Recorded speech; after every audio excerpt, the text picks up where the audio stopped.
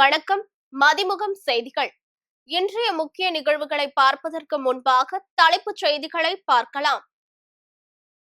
தந்தை பெரியாரின் நினைவு நாளையொட்டி அவரது திருவுருவ படத்திற்கு மலர் தூவி மரியாதை செலுத்தினார் முதலமைச்சர் மு.க.ஸ்டாலின். துணை முதலமைச்சர், அமைச்சர்கள் உள்ளிட்டோர் மரியாதை. சென்னை மேடவாக்கத்தில் மத்திய அரசை கண்டித்து திமுக கூட்டணி கட்சியினர் ஆர்ப்பாட்டம். வைகோ, திருமாவளவன் உள்ளிட்டோர் பங்கேற்பு. எம்ஜிஆரின் 38வது நினைவு தினம் அனுசரிப்பு. எம்ஜிஆரின் நினைவிடத்தில் எடப்பாடி பழனிசாமி மலர் தூவி மரியாதை. 32.62 கோடி ரூபாய் மதிப்பீட்டில் புனரமைக்கப்பட்ட விக்டோரியா அரங்கம் நேற்று திறந்து வைத்து பார்வையிட்டார் முதலமைச்சர் மு.க.ஸ்டாலின். தங்கம் விலையை போல் அதிரடியாக உயர்ந்தது வெள்ளியின் விலை. வரலாறு காணாத உச்சத்தை எட்டியதால் நகைப்பிரியர்கள் அதிர்ச்சி. தந்தை பெரியாரின் 52வது நினைவு நாளை முன்னிட்டு அவரது திருவுருவச் சிலைக்கு முதலமைச்சர் மு.க.ஸ்டாலின் மரியாதை செலுத்தினார். தந்தை பெரியாரின் 52வது நினைவு தினம் இன்று அனுசரிக்கப்படுகிறது. இதனை முன்னிட்டு சென்னை அண்ணா சாலையில் உள்ள பெரியாரின் சிலைக்கு முதலமைச்சர் மு.க.ஸ்டாலின் மரியாதை செலுத்தினார். தொடர்ந்து பெரியார் சிலைக்கு அருகே அலங்கரித்து வைக்கப்பட்டிருந்த அவரது திருவுருவ படத்திற்கு மலர் தூவி மரியாதை செலுத்தினார். மேலும் துணை முதலமைச்சர் உதயநிதி ஸ்டாலின், அமைச்சர்கள், நாடாளுமன்ற உறுப்பினர்கள் உள்ளிட்ட பல்வேறு அதிகாரிகளும் பெரியாரின் உருவப்படத்திற்கு மலர் தூவி மரியாதை செலுத்தினர். மேலும் தந்தை பெரியாரின் நினைவு நாளையொட்டி முதலமைச்சர் மு.க.ஸ்டாலின் வெளியிட்டுள்ள எக்ஸ் பதிவில், வளைந்து நின்ற முதுகுகள் தலை நிமிர்ந்து தன்மானம் காக்க தன்னையே இந்த மண்ணுக்கு தந்த தந்தை பெரியாருக்கு புகழ் வணக்கம் என குறிப்பிட்டுள்ளார். பெரியார் எனும் பெருஞ்சூரியனை திருடவும் முடியாமல், தின்று செரிக்கவும் முடியாமல் திண்டாடும் பகைவர் கூட்டத்தின் வஞ்சக எண்ணங்களை வீழ்த்த ஒற்றுமை உணர்வோடு ஓரணியில் தமிழ்நாடு நின்றால் என்றும் வெற்றி நமதே என பதிவிட்டுள்ளார். சென்னை மேடவாக்கத்தில் மத்திய அரசை கண்டித்து திமுக கூட்டணி கட்சிகள் சார்பில் கண்டன ஆர்ப்பாட்டம் நடந்தது. அண்ணல் காந்தியடிகள் பெயரை நீக்கி 100 நாள் வேலை திட்டத்தை ஒழிக்கும் சட்டத்தை கொண்டு வந்த மத்திய பாஜக அரசையும் அதற்கு துணை போகும் அதிமுகவை கண்டித்து மதசார்பற்ற முற்போக்கு கூட்டணி சார்பில் மாநிலம் முழுவதும் 400 இடங்களில் ஆர்ப்பாட்டம் நடைபெற்றது. அதன் ஒரு பகுதியாக சென்னை மேடவாக்கத்தில் மத்திய அரசை கண்டித்து திமுக கூட்டணி கட்சிகள் சார்பில் கண்டன ஆர்ப்பாட்டம் நடந்தது. 100 நாள் வேலை திட்டத்தை ஒழிக்கும் சட்டத்தை கொண்டு வந்த மத்திய அரசை கண்டித்தும் விபிஜி ராம்ஜி சட்டத்தை திரும்ப பெற வலியுறுத்தியும் ஆர்ப்பாட்டம் நடைபெற்றது. இந்த ஆர்ப்பாட்டத்தில் மதிமுக பொதுச் செயலாளர் வைகோ, விசிக தலைவர் தொல் திருமாவளவன், கி வீரமணி உள்ளிட்ட பல்வேறு தலைவர்கள் மற்றும் திரளான பொதுமக்கள் கலந்து கொண்டனர். அப்போது மத்திய அரசுக்கு எதிராகவும் மத்திய அரசின் சட்டத்தை அதிமுக ஆதரிப்பதற்கு எதிர்ப்பு தெரிவித்தும் கண்டன கோஷங்களை எழுப்பினர். எம்ஜிஆர் நினைவு நாளை முன்னிட்டு அவரது நினைவிடத்தில் எடப்பாடி பழனிசாமி மலர் தூவி மரியாதை செலுத்தினார். மறைந்த முன்னாள் முதலமைச்சர் எம்ஜிஆரின் 38வது நினைவு தினம் அனுசரிக்கப்படுகிறது. இதனையடுத்து அவரது நினைவிடத்தில் அதிமுகவினர் மரியாதை செலுத்தினர். எம்ஜிஆர் நினைவிடத்தில் கருப்பு நிற உடை அணிந்து அதிமுக பொதுச் செயலாளர் எடப்பாடி பழனிசாமி உள்ளிட்ட அதிமுகவினர் மலர் வளையம் வைத்து மலர் தூவி மரியாதை செலுத்தினர். அவரை தொடர்ந்து மூத்த நிர்வாகிகள், அமைச்சர்கள் மரியாதை செலுத்தினர். இதனை அடுத்து பொதுச் செயலாளர் எடப்பாடி பழனிசாமி தலைமையில் எம்ஜிஆர் நினைவிடத்தில் அதிமுகவினர் உறுதிமொழி ஏற்றனர். சென்னை விக்டோரியா அரங்கை முதலமைச்சர் மு.க.ஸ்டாலின் திறந்து வைத்தார். சென்னை மாநகராட்சியின் ரிப்பன் மாளிகை வளாகத்துக்குள் விக்டோரியா அரங்கம் அமைந்துள்ளது. 1888ஆம் ஆண்டு ஆங்கிலேயர் காலத்தில் கட்டப்பட்ட இந்த கட்டடம் சென்னையின் மிகப்பெரிய முதல் கூட்ட அரங்கமாகவும் நாடகம், திரைப்பட அரங்கமாகவும் திகழ்கிறது. இந்த கட்டடம் சேதமடைந்து காணப்பட்ட நிலையில் அதனை பழமை மாறாமல் புதுப்பிக்க முதலமைச்சர் மு.க.ஸ்டாலின் உத்தரவிட்டார். இதனை அடுத்து சிங்கார சென்னை 2.0 திட்டத்தின் கீழ் 32.62 கோடி ரூபாய் ஒதுக்கப்பட்டு விக்டோரியா அரங்கம் புதுப்பிக்கப்பட்டது. இந்நிலையில் முதலமைச்சர் மு.க.ஸ்டாலின் நேற்று விக்டோரியா அரங்கத்தை திறந்து வைத்து பார்வையிட்டார். தொடர்ந்து 74.70 கோடி ரூபாய் மதிப்பீட்டில் புதிதாக கட்டப்பட உள்ள பெருநகர சென்னை மாநகராட்சி புதிய மன்ற கூட்டத்திற்கு அடிக்கல் நாட்டினார். அப்போது அமைச்சர்கள் கே.என். நேரு, சேகர் பாபு, மேயர் பிரியா உள்ளிட்ட அதிகாரிகள் உடனிருந்தனர்.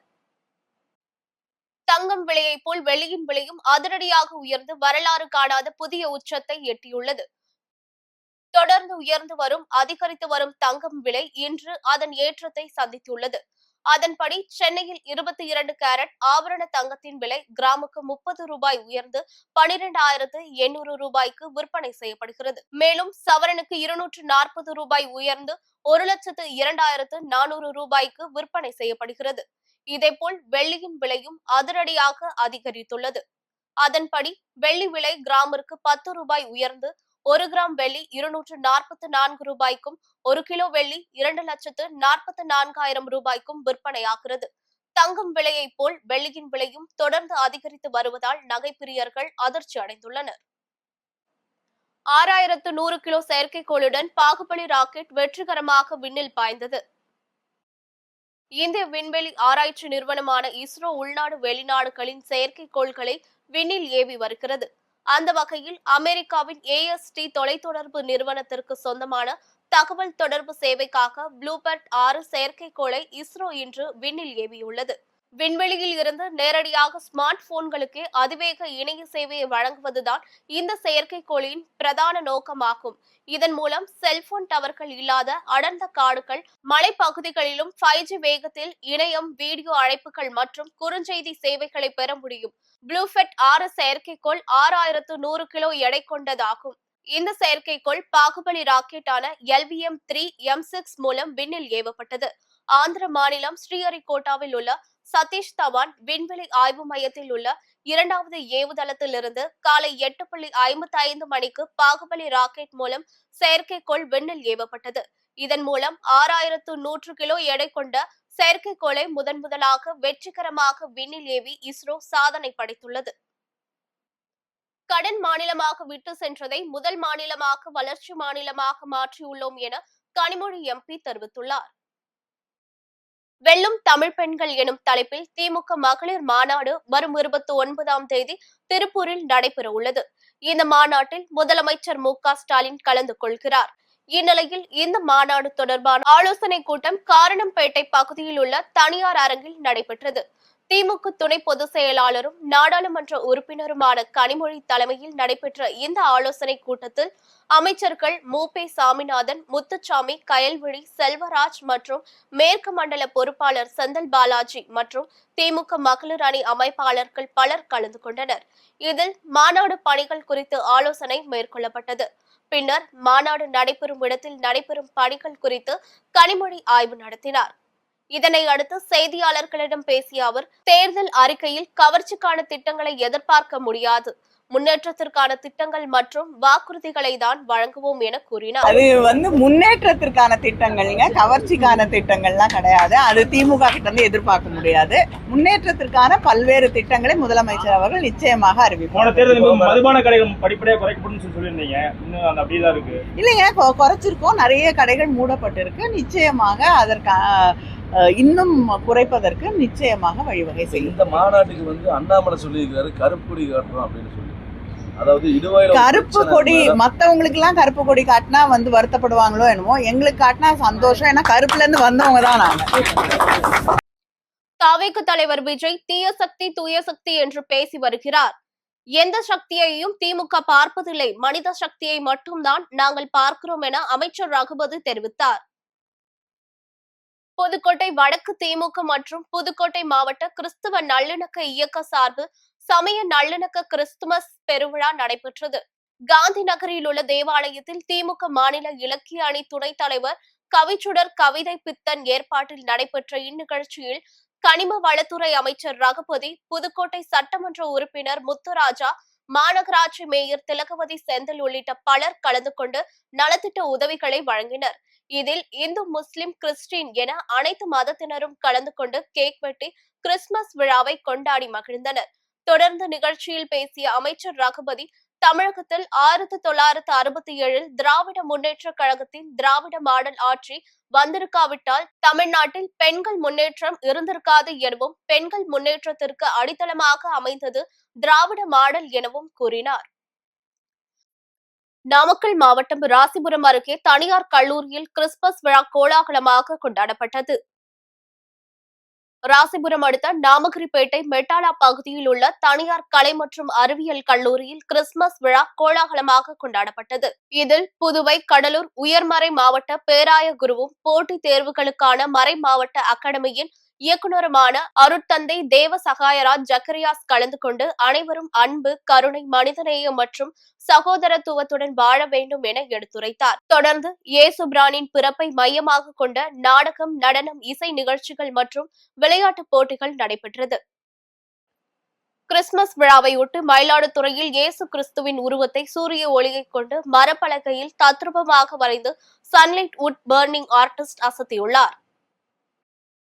மயிலாடுதுறை தோப்பு தெருவை சேர்ந்தவர் விக்னேஷ். இவர் வெளிநாடுகளில் புகழ்பெற்ற சன்லைட் வுட் பர்னிங் ஆர்ட் எனும் அரிய கலையை கற்றுள்ளார். இக்கலையை ஆசியாவிலேயே முதல் முறையாக இந்தியாவில் முறைப்படி தொடங்கி கடந்த 10 ஆண்டுகளாக மேற்கொண்டு வரும் விக்னேஷ் இத்துறையில் ஆசியாவின் முதல் கலைஞர் என்ற பெருமையை பெற்றுள்ளார். இந்நிலையில் விக்னேஷ் ஏற்கனவே பல்வேறு திரை நட்சத்திரங்கள், கிரிக்கெட் வீரர்கள், கடவுள் திருவுருவங்கள் உள்ளிட்ட பல்வேறு ஓவியங்களை வரைந்து அசத்தியுள்ளார். இதனிடையே கிறிஸ்துமஸ் பண்டிகையை முன்னிட்டு இயேசு கிறிஸ்துவின் உருவத்தை சன்லைட் வுட் பர்னிங் முறையில் வரைந்து விக்னேஷ் அசத்தியுள்ளார். சுமார் 1.5 மாத உழைப்பில் இயேசு கிறிஸ்துவின் உருவத்தை தத்ரூபமாக வரைந்து அனைவரையும் வியப்பில் ஆழ்த்தியுள்ளார். மதுரை திருப்பரங்குன்றத்தில் 100 கிலோ எடையுள்ள ஜிஞ்சர் கேக் தயாரிக்கப்பட்டு பிரம்மாண்ட கிறிஸ்துமஸ் குடில் அமைக்கப்பட்டுள்ளது. மதுரை அவனியாபுரம் சுற்றுச்சாலையில் உள்ள தனியார் விடுதியில் கிறிஸ்துமஸ் பண்டிகையை முன்னிட்டு கிறிஸ்துமஸ் குடில் பிரம்மாண்ட கேக்கில் தயாரிக்கப்பட்டுள்ளது. கடந்த 40 நாட்களுக்கு முன் ஒயின் மற்றும் உலர் திராட்சைகள் உள்ளிட்டவைகளை வைத்து கிறிஸ்துமஸ் கேக் தயாரிக்கும் பணிகள் நடைபெற்றது. இந்நிலையில் 100 கிலோ எடையுள்ள ஜிஞ்சர் கேக்குகளால் பிரம்மாண்ட கிறிஸ்துமஸ் குடில் அமைக்கப்பட்டு சுற்றுலா பயணிகள் மற்றும் விருந்தினர்களின் பார்வைக்காக வைக்கப்பட்டுள்ளது.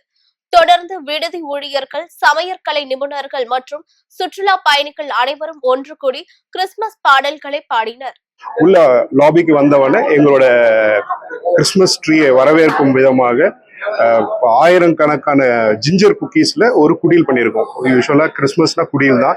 நாங்கள் குடியிலே வந்து ஒரு கிறிஸ்துமஸ் கேக் விற்கிற ஒரு இடமா மாற்றி வர கஸ்டமருக்கு கிறிஸ்துமஸ் கேக்கை விற்கிறதுக்கு நாங்கள் ரெடியாக இன்னைக்கு தயார் பண்ணி வச்சிருக்கோம்.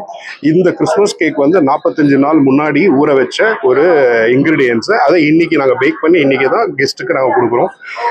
இதை வரவேற்கும் முன்னமாக எங்களோட பாஸ்டர் ஜெபராஜ் வந்து இதை ப்ரேயர் பண்ணி இதை இனாகுரேட் பண்ணாரு. ஷெர்வுட் கேரல்ஸ் ஃப்ரம் மதுரை அவங்க வந்து இந்த சாங்ஸ் எல்லாம் கிறிஸ்துமஸ் செலிப்ரேஷன் சாங்ஸை வச்சு எங்களுக்கு ஒரு கிராண்ட் செலிப்ரேஷனாக பண்ணி கொடுத்துருக்காங்க. இங்கே தங்கி இருக்கிற எல்லா வெளிநாட்டு கெஸ்ட் அப்புறம் நிறைய பேர் இங்கே வந்து கலந்து இதோட மகிழ்ச்சியை எல்லாரும் பகிர்ந்துக்கிட்டோம். ஈரோடு மாவட்டம் சத்தியமங்கலம் அடுத்த பண்ணாரி அம்மன் கோவில் மதில் சுவர் மீது நடமாடிய சிறுத்தையால் வாகன ஓட்டிகள் அச்சமடைந்தனர். சத்தியமங்கலம் புலிகள் காப்பக வனப்பகுதி அருகே சத்தியமங்கலம் மைசூர் தேசிய நெடுஞ்சாலையில் பண்ணாரி அம்மன் கோவில் அமைந்துள்ளது. இந்நிலையில் சத்தியமங்கலம் வனப்பகுதியிலிருந்து வெளியேறிய சிறுத்தை ஒன்று பண்ணாரி அம்மன் கோவில் மதில் சுவர் மீது நடந்து சென்றுள்ளது. பண்ணாரி சோதனை சாவடியில் 6 மணிக்கு மேல் வாகனங்கள் செல்ல தடை இருப்பதால் திம்பம் மலைப்பாதை வழியாக செல்லும் வாகன ஓட்டிகள் பண்ணாரி அம்மன் கோவில் அருகே வாகனங்களை நிறுத்தி ஓய்வு எடுப்பது வழக்கம். இந்நிலையில் மதில் சுவர் மீது சிறுத்தை நடந்து சென்றதை கண்ட வாகன ஓட்டிகள் மற்றும் பொதுமக்கள் அச்சமடைந்தனர். இந்நிலையில் சிறுத்தை நடந்து செல்லும் வீடியோ காட்சிகள் வெளியாகி பரபரப்பை ஏற்படுத்தியுள்ளது. சட்டமன்ற தேர்தலை எதிர்கொள்ளும் வகையில் என்டிஏ கூட்டணி வலுப்பெறும் என ஜி.கே. வாசன் தெரிவித்தார். அரியலூர் மாவட்டம் திருமானூர் அடுத்த ஏலக்குறிச்சியில் தமிழ் மாநில காங்கிரஸ் கட்சி சார்பில் காமராஜர் சிலை திறப்பு நிகழ்ச்சி மற்றும் பொதுக்கூட்டம் நடைபெற்றது. இதில் அக்கட்சியின் தலைவர் ஜி.கே. வாசன் கலந்து கொண்டு புனரமைக்கப்பட்ட காமராஜர் சிலையை திறந்து வைத்தார். தொடர்ந்து செய்தியாளர்களை சந்தித்த ஜி.கே. வாசன் தமிழகத்தில் சட்டமன்ற தேர்தலை எதிர்கொள்ளும் வகையில் என்டிஏ கூட்டணி வலுப்பெறும் எனவும் எதிர்மறை வாக்குகளை ஒன்றிணைக்கும் வகையில் என்டிஏ கூட்டணி 2 மாதங்களில் முழு வடிவம் பெறும் எனவும் கூறினார். இதனை அடுத்து தேசிய ஜனநாயக கூட்டணியில் தாவேகா இடம்பெறுமா என்ற கேள்விக்கு பதிலளித்த அவர், ஒத்த கருத்துள்ள கட்சிகள் எங்களுடன் இணைந்தால் வெற்றி எளிதாக்கும் என தாவேகா தலைவர் விஜய்க்கு சூசக அழைப்பு விடுத்தார். அதிமுகவுடைய தலைமை, பாஜகவுடைய தலைமை முடிவு செய்ய வேண்டிய விஷயங்கள், அதற்கு பிறகு அதிகாரப்பூர்வமான அறிவிப்புகள் வெளிவரும் என்று நம்புகிறேன். திருவள்ளூர் மாவட்டம் மீஞ்சூரில் தொழிலாளர் விரோத சட்ட தொகுப்புகளை கண்டித்தும் ஒன்றிய மோடி அரசை கண்டித்தும் தொழிலாளர்கள் சாலை மறியல் போராட்டத்தில் ஈடுபட்டனர். தொழிலாளர் விரோத சட்ட தொகுப்புகளை கண்டித்து திருவள்ளூர் மாவட்டம் மீஞ்சூர், கும்மிடிப்பூண்டி, திருத்தணி உள்ளிட்ட பல்வேறு பகுதிகளில் சாலை மறியல் போராட்டம் நடைபெற்றது. திருவள்ளூர் மாவட்ட இந்திய தொழிற்சங்க மையம் CIDU நடத்திய இந்த போராட்டத்தில் வடசென்னை அனல் மின் நிலையம் உள்ளிட்ட பல்வேறு பகுதிகளில் உள்ள தொழிலாளர்கள் பணியை புறக்கணித்து சாலை மறியல் போராட்டத்தில் ஈடுபட்டனர். அப்போது மீஞ்சூர் பஜார் வீதியில் மாநில துணைத் தலைவர் மீஞ்சூர் விஜயன் தலைமையில் நடைபெற்ற இந்த சாலை மறியல் போராட்டத்தில் 100க்கும் மேற்பட்ட தொழிலாளர்கள் கலந்து கொண்டு மத்திய அரசை கண்டித்து கண்டன கோஷங்களை எழுப்பினர். தொடர்ந்து போராட்டத்தில் ஈடுபட்டவர்களை மீஞ்சூர் காவல்துறையினர் கைது செய்து அருகில் உள்ள தனியார் மண்டபத்தில் தங்க வைத்தனர்.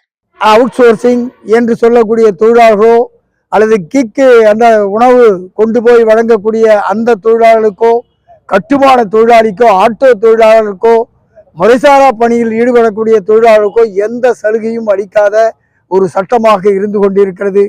வேலை நிறுத்தம் செய்தால் அவர்களுக்கு சிறை தண்டனை வழங்குவேன் என்று சொல்லக்கூடிய இந்த 4 தொகுப்புகளை உடனடியாக திரும்ப பெற வேண்டும். துருக்கியில் நடந்த விமான விபத்தில் லிபியா ராணுவ தளபதி முகமது அலி அகமது அல் ஹஹாத் உள்பட 4 பேர் உயிரிழந்தனர். துருக்கி தலைநகர் அங்கராவில் இருந்து புறப்பட்ட தனியார் விமானம் புறப்பட்டு சிறிது நேரத்தில் விபத்தில் சிக்கியது. துருக்கியில் நடைபெற்ற உயர்மட்ட பாதுகாப்பு குழு கூட்டத்தில் பங்கேற்க லிபியா ராணுவ தளபதி சென்ற நிலையில் பங்கேற்றுவிட்டு திரும்பும் போது விபத்து ஏற்பட்டது. லிபியா பிரதமர் அப்துல் ஹமீத் இந்த தகவலை உறுதி செய்துள்ளார். தனது பேஸ்புக்கில் லிபியா பிரதமர் வெளியிட்டுள்ள பதிவில், அங்காராவிற்கு அலுவல் பூர்வமாக பயணம் மேற்கொண்டு விட்டு லிபியா திரும்பிய போது ராணுவ தளபதி உள்ளிட்டோர் பயணித்த விமானம் விபத்தில் சிக்கியுள்ளது. இந்த சோகமான விபத்தில் ராணுவ தளபதி உள்ளிட்டோர் உயிரிழந்தனர். லிபியாவிற்கு இது மிக பெரும் பேரிழப்பு என்று பதிவிட்டுள்ளார். மீண்டும் தலைப்புச் செய்திகள். தந்தை பெரியாரின் நினைவு நாளையொட்டி அவரது திருவுருவ படத்திற்கு மலர் தூவி மரியாதை செலுத்தினார் முதலமைச்சர் மு.க. ஸ்டாலின். துணை முதலமைச்சர், அமைச்சர்கள் உள்ளிட்டோர் மரியாதை. சென்னை மேடவாக்கத்தில் மத்திய அரசை கண்டித்து திமுக கூட்டணி கட்சியினர் ஆர்ப்பாட்டம். வைகோ, திருமாவளவன் உள்ளிட்டோர் பங்கேற்பு. எம்ஜிஆரின் 38வது நினைவு தினம் அனுசரிப்பு. எம்ஜிஆரின் நினைவிடத்தில் எடப்பாடி பழனிசாமி மலர் தூவி மரியாதை. 32.62 கோடி ரூபாய் மதிப்பீட்டில் புனரமைக்கப்பட்ட விக்டோரியா அரங்கம் நேற்று திறந்து வைத்து பார்வையிட்டார் முதலமைச்சர் மு.க. ஸ்டாலின். தங்கம் விலையை போல் அதிரடியாக உயர்ந்தது வெள்ளியின் விலை. வரலாறு காணாத உச்சத்தை எட்டியதால் நகைப்பிரியர்கள் அதிர்ச்சி.